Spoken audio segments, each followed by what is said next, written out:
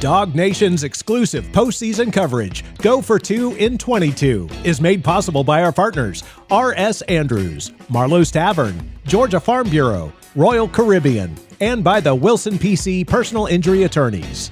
The 7-6 Apparel Company, Berkshire Hathaway Home Services of Georgia, Discover Dunwoody, and by Kroger. Go for 2 in 22 from Dog Nation. Here's Brandon Adams.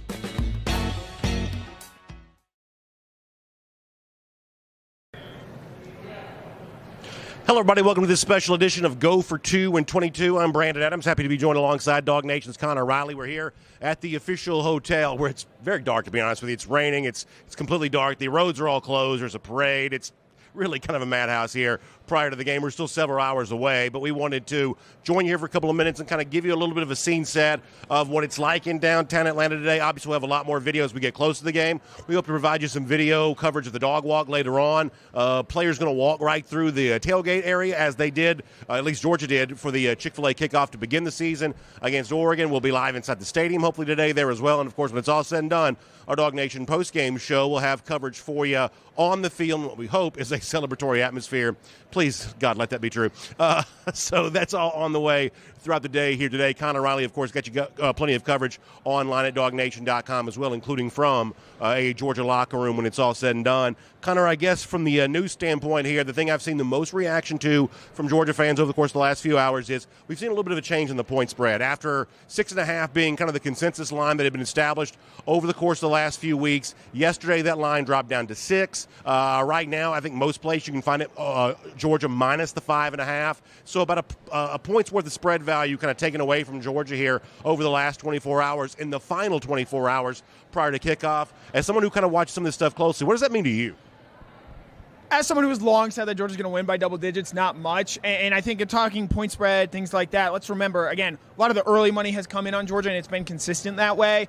Ohio State is also a very public team, and I think as we get closer to this game, I think you naturally, if you think your team is better, you sort of talk yourself into, oh, this is how they made it lose the game. And if you're an underdog, you talk yourself more into how they can win. I think we've sort of seen that with Ohio State, given, again, this is a team, as much as they struggled in the second half of that game against Michigan, they won their first 11 games by double-digit points. They have a passing offense, which when we've seen Georgia lose in recent years, not just, obviously it hasn't happened this season, but 2021, twice in 2020, it's been done with vertical passing attacks.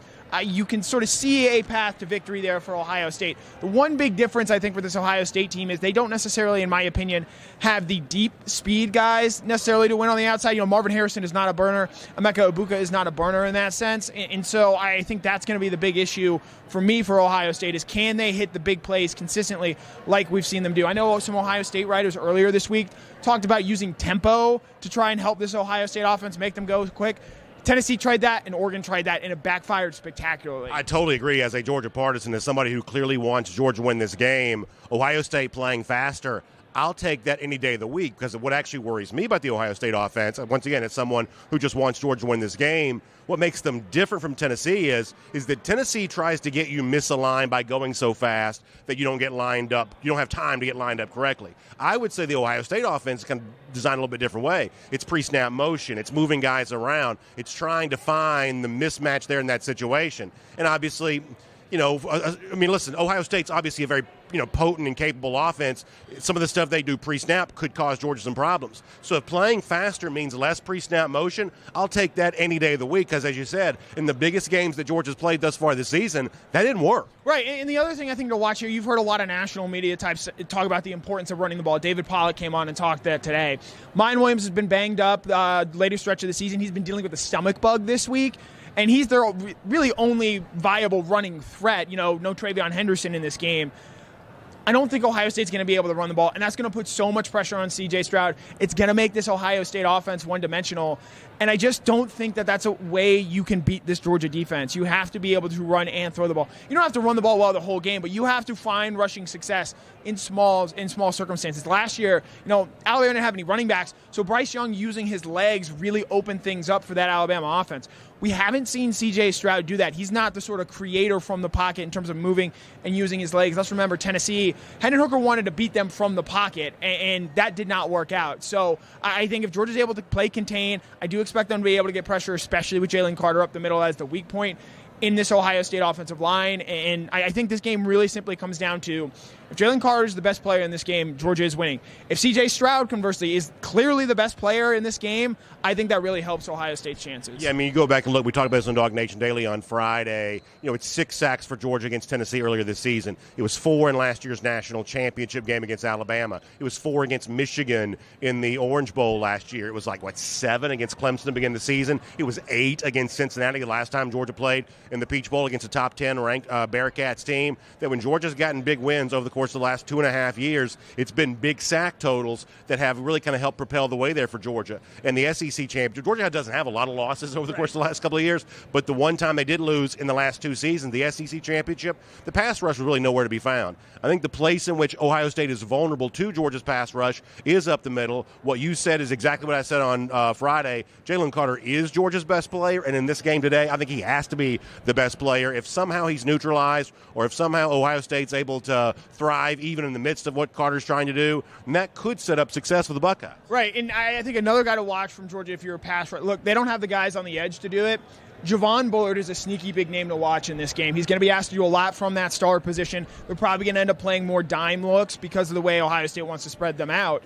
His ability as a blitzer, we saw it show up in the game against Tennessee. I think he can impact the quarterback coming from that secondary level. They're not going to blitz him a ton, but when they do, he's shown an ability to get home. I think having him have a big game will be key. And then, I mean, look, he's my guy. I root for him.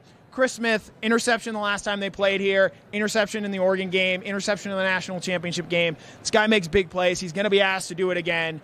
And they're going to ask Georgia to play a little bit more man today, and the ability of Chris Smith and Malachi Starks to come over the top and make big plays, I think, is something to watch there as well in the back end for Georgia. So here's the one thing I take as a concern about the point spread and dropping, and this is something I feel like I've talked about a lot over the course of the last month. I do truly believe that Georgia's going to win this game today, but the one thing that's putting me at odds a little bit with a lot of Dog Nation, and we've had this conversation with the fans that I talk to on a regular basis, whether it be on social media or during our shows and our comment sections, I just simply believe this game has always been set up to be closer than a lot of UGA fans have thought it was going to be. And I think there's a simple explanation why this point spread has dropped. I honestly don't know that anybody really knows how this game's going to be decided, but I do believe we saw a dramatic overreaction. We almost always do. This is a very common occurrence. We saw a dramatic overreaction to Ohio State losing its most recent game. And listen, before the season begins, everybody has a different bias. That's what makes the preseason poll really interesting. But once the season begins, for the most part, everybody has the same bias. We move teams up that win, we move teams down that lose. And I just think that Ohio State got, in the minds of a lot of folks, got moved down too much on the basis of the loss to Michigan. They did not look good in that second half, and clearly that has to be a part of your evaluation for how this game's going to be determined. But what you've seen here over the course of the last 24 hours, I truly believe, is a little bit of a market correction that moves the conversation on this game to probably where it always should have been. Connor, during the season, there's a lot of publicly available information about this. Georgia was power rated as about a 1.5 to 2, as high as a 3-point favorite against Ohio State. So we're still seeing extra spread value on Georgia here than we saw during the year. The movement here on the Buckeyes, I don't know if it's sharp money that's moving or if it's big public money that's moving. And I don't really know where the push is coming from, but the push is actually moving this line back to where, for the most part, it's been over the course of the last 4 months. Right. We have a better, and we've gotten farther away from that game. And quite frankly, I don't think that Michigan game is going to have any bearing on this Ohio State team because of the long layoff. I mean, it'll have been 5 weeks since Ohio State last played a game there. And so while the rest factor I don't think matters so much in this game as it does necessarily in the national championship game, when you see not playing in your conference title game, I think really give you a boost. I do think that we're so far removed from that. The game plans are going to be totally different. So much has changed. And you even saw this, obviously, last year with Georgia. You know, they lose to Michigan. There was a lot of public people that thought Michigan was going to win. I think 75% of the money was on Michigan to win. And Georgia just comes out there. They play Georgia football that they had known, and they really tool up that Michigan team. Now, the Ohio State team, and I made this point when I was talking with Paul Feinbaum earlier this week, Ohio State hasn't seen a team like Georgia in some time. They saw Alabama in the 2021 national title game, and they got ran off the field in that game. And, you know, yes, there are some similarities, I think, between Georgia and Michigan, but what Michigan does well and Georgia does well, Georgia does it better at a much higher level. And so I think that there's an Ohio State factor to this game where maybe they do get a little shell-shocked at some point in this game just because Georgia is able to keep coming and coming and coming. Well, let's assume that I'm right here for a moment. Obviously, I enjoy assuming that I'm right. Let's assume that I'm right for a moment, and Georgia's on its way to getting a close win. Connor, that's going to feel very different for most of us, whether you be an objective reporter or a media person that talks to fans or just a fan. That's going to feel very different than what we're used to here, and it's going to bring, you mentioned Chris Smith a little earlier, it's going to bring guys like that back to the forefront a little bit more. It's not going to be a situation where, you're just overwhelmed with talent, and therefore you're just kind of laughing and making travel plans in the second half, which, by the way, hopefully you've already made those. Yeah. So the point here is that if it's a close game, which I believe it will be, then all of a sudden it's Chris Smith doing what he did against Clemson to begin the 2021 season. It's all of a sudden where a mistake is magnified, or the potential sort of clutch big play type thing is also magnified there as well. The feeling around this game is totally different if it does sort of play out as kind of the one-score variety that I'm expecting, as opposed to the sort of 3-touchdown laugher that Georgia had in the SEC championship just a few weeks ago. And I know Georgia hasn't played in a lot of close games this year, but I do think, maybe with the exception of the Kentucky game, and this Georgia team has needed to go out there and execute, especially late in games, and put them away. Yeah, I know the Missouri game was the one-score game they've had this year, but they finished that game perfectly. Touchdown, run out the clock. They've executed, in my opinion, enough in the right circumstances to go out there and make it a game. And while you could very well be right, every time this season that we've needed to see Georgia play an A game or put forth their best effort, they've done so, and they've obliterated the other team in the first half. It happened against Oregon, it happened against South Carolina, it happened against Tennessee, and it happened against LSU. And that overwhelming nature, look, I think this is a Georgia team that at times this year they played with their food. I don't think there's any denying that. And they know now, hey, we're in the part where we can just go and play teams of our caliber and go out there and show why we're the best team in the country. They've done that throughout the season, and I do think you see that again on Saturday. All right, so I thought Georgia made a very interesting statement about something yesterday that I think could give you an idea about the emotional lift the Dogs are getting in today's game. I'll tell you about that, but first, let's take a quick time out here. It is Go for 2 in 22. We're looking forward to that mission taking its next step here today, and obviously all month long we've had a great collection of sponsors who've made it possible. So quick time out to thank some of them, and then we'll be right back to the action right after this. Dog Nation's postseason coverage, Go for 2 in 22, is made possible by our partners, including the Wilson PC Personal Injury Attorneys. Because Atlanta happens from out of nowhere. When the unexpected happens to you, visit atlantahappens.com. The 7-6 Apparel Company, the perfect holiday gifts for the hard-to-find person in your family. Visit the76.com to start shopping today. And Berkshire Hathaway Home Services of Georgia. The best time for new beginnings is now. Forever moving you. Visit bhhsgeorgia.com to start your search today. And now, back to the show.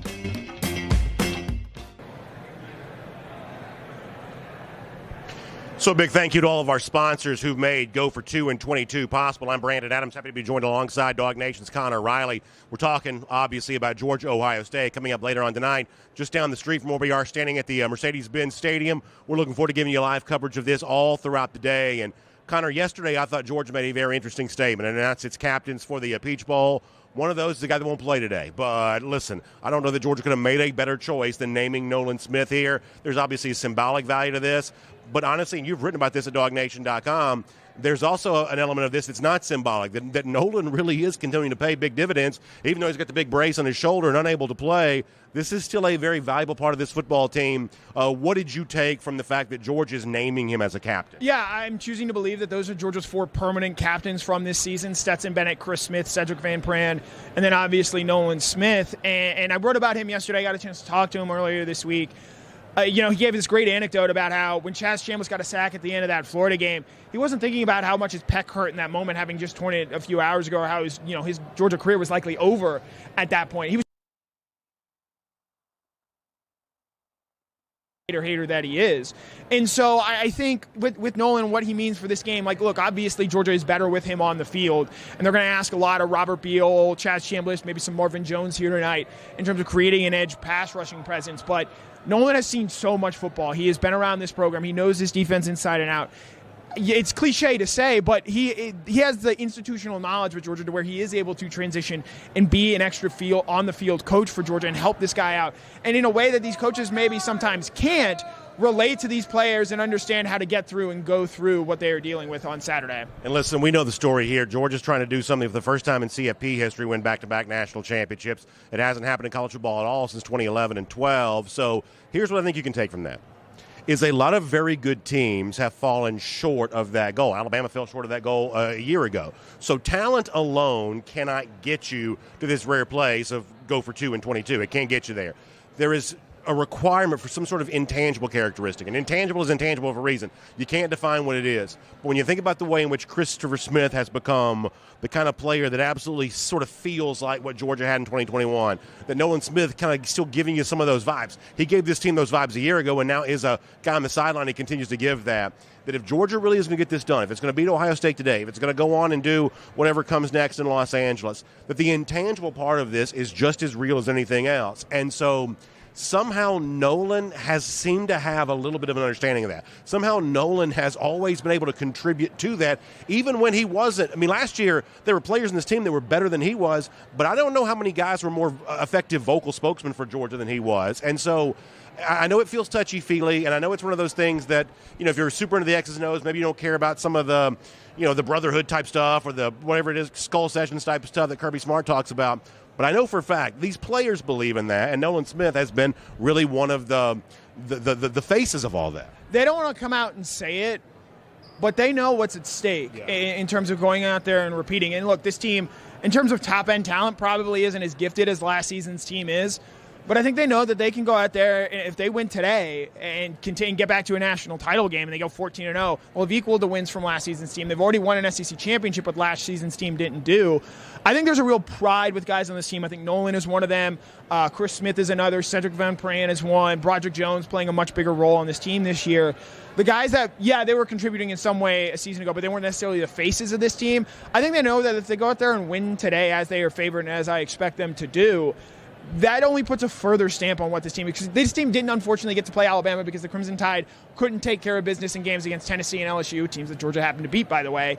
So going out there and getting a win against Ohio State, a team that on paper has as much, actually, if not more, raw talent than what Georgia has, I think that's another big statement moment for obviously this team, but also this program as a whole, because it's the first time Georgia and Ohio State have played since 1993. I'll add one more name to the list that you just mentioned. I know you'll agree with this. I was so impressed with the conversation I had with Kearis Jackson as a part of our live coverage of Media Day on Thursday. And listen, every year I get older. I wish I didn't, but I do. And I've always kind of been a corny guy. And so, like, the one thing I've had to kind of resign myself to understanding is a lot of the players don't care about college football the same way that I do. They don't know the history of it. They don't really care about the history of it. They sort of care about their own careers. But when you listen to Kearis Jackson talk, that's a guy that absolutely understands the potential place this Georgia team could have in history, and he doesn't mind telling you about it. And if he's telling me about it like that, you better believe he's saying it behind closed doors. That's the thing that sort of blows me away. As someone who's, listen, I'm not smart enough to be a historian, but I am an appreciator of history. To see this Georgia team have a little bit of an idea of the kind of history that they could be a part of, man, I ate that stuff up. And I thought Kearis Jackson was another one of those guys that was really great in setting the tone for all that. Yeah, Kearis Jackson was the first guy to sort of tell us about the numbers on the wall and the significance of that at the University of Georgia. And look, in the preseason, we did a cover for who's going to lead this team in receiving. I said it was going to be Kearis Jackson because you want to root for guys like that, and I do. And Kearis means a lot to this program. I think a lot more than what we have seen on the stat sheet and what he's been able to do here. And if he's able to go out and get it win, this is a guy came in under the shadow of Georgia losing to Alabama in the 2017-2018 national title game, whatever you want to call it, played in 18-17 season. Came in under the shadow of that. And for him to have gone on this long journey, 5 years at the University of Georgia, and he's not the only one. There are a lot of guys, obviously Stetson being chief among them. For him to come under those circumstances and grow and build a program that, when he came in 2017, you're like, oh, this is the height of Georgia football. This is going to be very good for a long time. And he has raised the level and the standard here at the University of Georgia. And if they continue to do that, it's going to climb higher and higher. And I don't think those guys like Kearis Jackson, Warren Erickson, the lesser-known guys that have stuck around and helped build out this program, they don't necessarily have gotten the reward and recognition that they have. But if Georgia wins today and they win the national championship, none of that will matter because they know what they did for this team and how they helped them get to this point. Okay, we got a final thought, including our official picks on the game. We'll do that. Also, a media member that I like, consider a friend, has made a prediction that I do not agree with. We'll tell you about that, but first, one more quick timeout. This is Go for 2 in 22. We're getting ready for a big one coming up here on Saturday night. Dog Nation's postseason coverage, Go for 2 in 22, is made possible by our partners, including Kroger, Visit Kroger for all your holiday needs and to stock up for bowl season. R.S. Andrews, Dog Nation's choice for all your heating and air needs. Marlowe's Tavern. Need a tasty gift this holiday season? Try a Marlowe's Tavern gift card. Visit marlowestavern.com. And now, back to the show.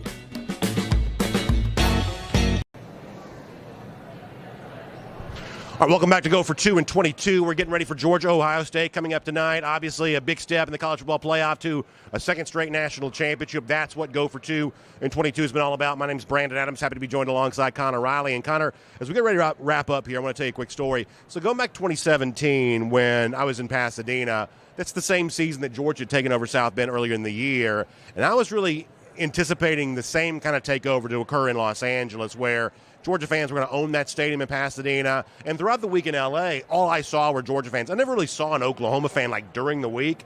And so I just sort of assumed it was going to be 80% Georgia fans, whatever, in the stadium, almost like the Notre Dame game had been earlier that year. And yet on game day, I don't know where the Oklahoma fans came from, but they were there. I literally don't know if they just drove over the day of the game. I don't know where they stayed during the week. They didn't have more fans than Georgia. They just had their normal allotment of fans. They made a lot of noise. They were cheering for their team. It was a good football game, and they're good football fans, and that's kind of how that played out. So I've clearly been wrong before about the crowd split that I expect to see.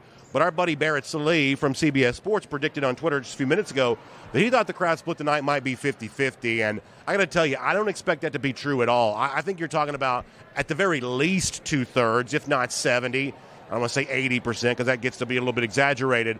But I expect a 2/3, a 70-30 type split.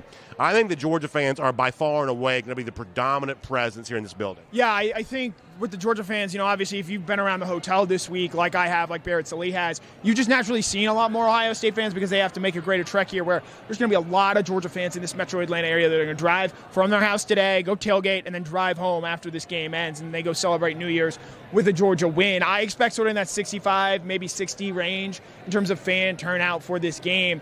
Again, I think there's also the aspect of last year we didn't see a lot of Georgia fans at that game in Miami against Michigan because I think just quite frankly speaking, a lot of them thought that they were going to go out there and lose and they don't want to make the investment to make that trip. I think when the early tickets came out, Georgia fans tried to gobble those up. Now maybe some Ohio State fans have been able to get more tickets late as they sort of talk themselves into Georgia winning here. But there's also the fact that, look, Georgia-Ohio State is a game befitting of a national championship. It's being played in Atlanta. If you've got a chance to go see that, I think you should. And, well, yes, Georgia does have another game, a national title game out there in Los Angeles. I can see a lot of fans saying, hey, you know what, instead of paying for a cross-country flight, paying for a hotel room, paying to be there in the national title game, we're going to go to this Ohio State game, pony up for this game, and make this sort of the one that feels to us like we were a part of this national title run. Yeah, my biggest concern is not a huge presence of Ohio State fans here today. I'm a little bit worried, and I've joked about this a lot, Rob Lowe in the NFL hat. I'm a little bit worried about the sort of see and be seen crowd, the rich folks that just kind of want to have something fun to do on New Year's Eve. I'm worried about those folks getting tickets and taking them away from what otherwise might be a good Georgia fan that gets in there and makes noise. I don't think it's going to be like Georgia-Oregon, which was essentially like a Georgia home game for the most part. I think there's going to be a little bit of a neutral presence in there. Remember, fewer tickets are divided among the two fan bases by the Peach Bowl here than, like, say, SEC Championship or even Chick-fil-A kickoff. There is some of this that sort of stays in-house and then gets distributed by their own ticket delivery means, buying them just generally through the box office or something like that.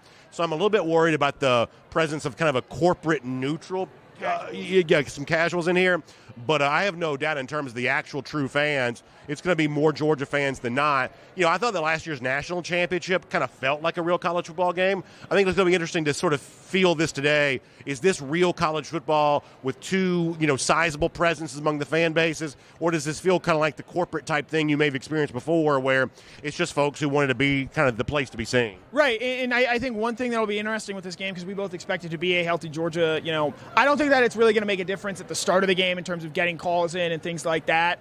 But the momentum shifts, especially that happened later on in the game, I think that could work in Georgia's favor, especially, say, with what we've seen from this team in the second quarter this year. If Georgia starts landing a couple bloody blows and turns it into, say, like a 28-10, 24-10, or 24-3 halftime lead, and it's really starting to feel like Ohio State is wobbling, I think the crowd is going to eat that aspect of it, and you wonder how Ohio State will be able to handle that over the Well, I'll say this. You can go back to Indianapolis. As a fan, that was actually my favorite moment. It wasn't the Keeley interception, although that was great. When Georgia took the lead in the fourth quarter on the A.D. Mitchell touchdown, the fans responded knowing oh gosh, we got a fourth quarter lead in the national championship. We can salt this up, seal this away. The level of noise they brought in that fourth quarter once Georgia regained the lead, that's my indelible memory for the national championship. All the stuff that came after that, I thought, was kind of a follow-up to the momentum those fans created. You may not have noticed this on TV. I think in the building it was definitely noticeable. And when I think back about what I loved about having been in Indianapolis, it was the way the fans sort of laid the groundwork for the Brock touchdown, the Keeley touchdown that kind of followed and put this game away. The team fed off the fan energy in that game. I think they were, playing cat and mouse the first three quarters of that game, and then Stetson makes the pass to AD, and it's sort of like, we're 9 minutes away from Georgia winning a national title, and our offense had done a consistent job of stopping them throughout the game in that game against Alabama last year. And I wonder if you sort of start to see the same thing today. I don't expect this to be a four-quarter game. I think Georgia's going to be able to take control early and maybe sort of like we saw them do against Tennessee. And I know fans might not love this, but sort of choke the life out of the game in the second half and shorten it up there. But I do think that the fans will appreciate this. And if they are able to, if Georgia's able to get some momentum plays, string, stop, score together, I think that's really going to have an impact on this game. So let's quickly restate this as we get ready to say goodbye here. You are expecting Georgia to be comfortably enough ahead. There's not a lot of drama here in the fourth quarter. 38-21. That's Connor, 38-21. I'm different on this. I've been saying 31-24 the entire time. Now, I've been saying that. Right, yeah, that would be a cover of the spread. Now, somebody asked me a great question the other day, and I hadn't really thought about this. He said, so do you have Georgia scoring late to win, or do you have Georgia getting it stopped late to win? I was like, oh, that's a good question. I guess for me, it's the idea of getting that stop that you need to bring this game home. And I've said this, I'm really watching that first 30 minutes. I said this before the SEC championship. For the most part, I saw what I wanted to see. Can the Ohio State point total after 30 minutes, can it be somewhere around 13? If that's the case, I believe you're looking at a Georgia win. Even if Georgia's not dramatically way out in front after the first two quarters, if you're talking about an Ohio State score somewhere around 10, 13 points in the first couple of quarters, then it's sort of playing out to be the kind of game that I want it to be. And that obviously I think leads to a Georgia win. But if it's 28-27 Georgia the half, or even 24-21, then I feel like you're kind of getting away from the typical blueprint and script for Georgia. And as a fan of this team, that would make me a little nervous. I'm trying to do the math in my head. I believe since Kirby Smart took over as Georgia's coach, they have only lost 3 times when they have had 8+ days to prepare for an opponent.